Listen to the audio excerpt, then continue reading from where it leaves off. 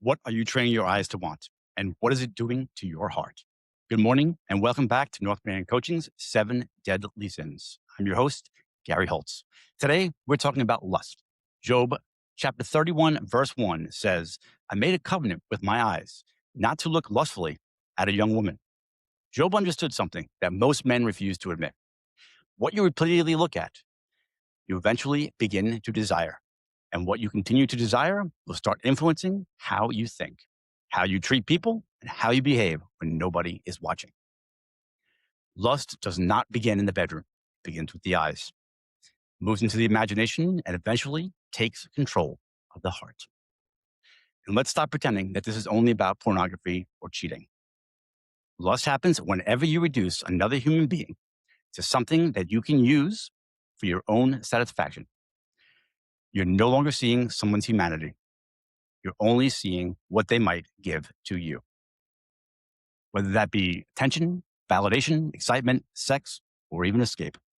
A disciplined man doesn't pretend temptation does not exist. He recognizes it and decides beforehand who he will be when it shows up.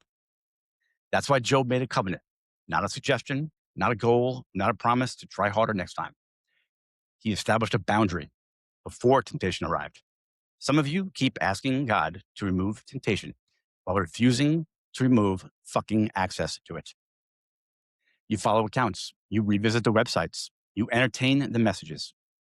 You keep somebody nearby because you enjoy the attention, even though you know exactly where it could lead. Then you call it a mistake when it finally cost you something.